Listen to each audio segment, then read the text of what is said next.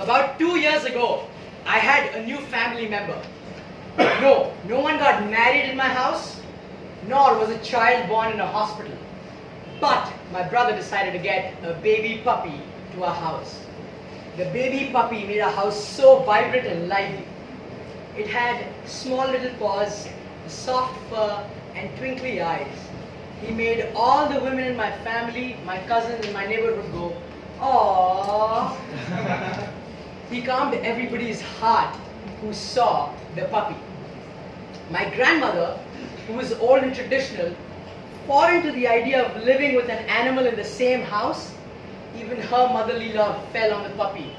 And within 2 days, she was very happy that we had a new family member. But there was one problem. Good evening, Toastmasters and dear guests. Good evening. The problem was me. I was not a dog fanatic. You see, I had been bitten by dogs twice in my life. Once locally, second internationally. That means I had to have injections once locally, second internationally.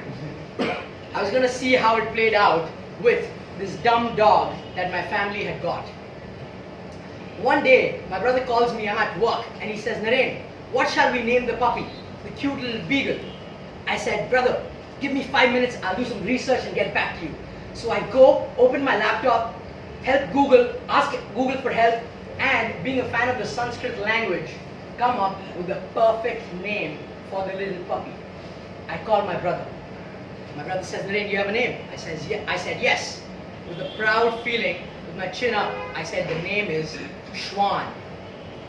He said, "What does that name mean? I've never heard it." I said, "The name means dog.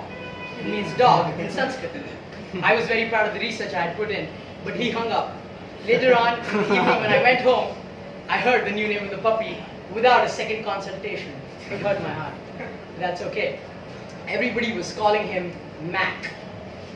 My sister-in-law, after some days passed, noticed that I don't particularly love the puppy, cuddle it, or pet it. So she asked me, "Why don't you love Mac?" You know, she would see things like Mac coming up, rubbing his head against my calves, wanted to play or run with him. Or he would sometimes bring the tennis ball he had, drop it in front of me, wishing I would throw it so that he can run and get it back. But me thinking he's a dumb dog, not being a dog fanatic, not seeing him as a family member, but seeing him as someone who's living with my family, never reciprocated the love he was trying to show me.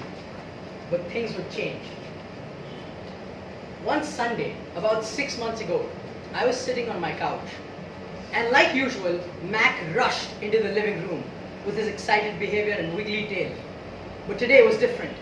He rushed, and normally he would run back, but he was alarmed.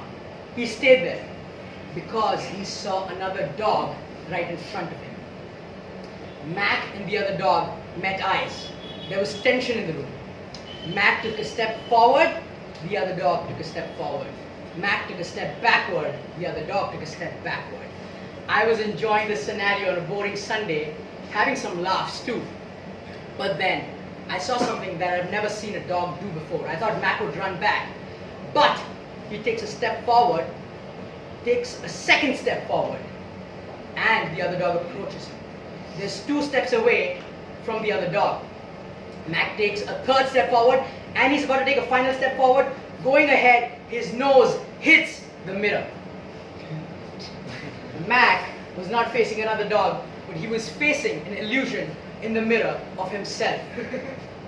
This might be a very small incident, but for me, this was a big mental shift. See, since a month ago, I had been deciding to post videos on social media and bring out some educational content to the world. But some fear, some illusion of my own projection was stopping me from taking that step. I was thinking stuff like, what would other people think?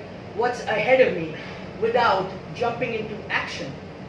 But this incident with Mac showed me that if a dumb dog, that I suppose was a dumb creature, could have the courage to take 2-3 steps and face his fear, why couldn't I do so? The next day, my first video on social media was up about 6 months ago.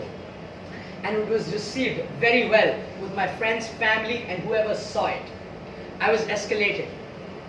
But the biggest thing right now when I look back is not the fact that I was able to put a video, but the fact that I was able to face the fear and take the micro step of courage to post that video. So it was a big lesson for me, and I hope you can take back something from not me, but the dumb dog who's now turned into a courageous dog in my eyes, Mac. Thank you very much.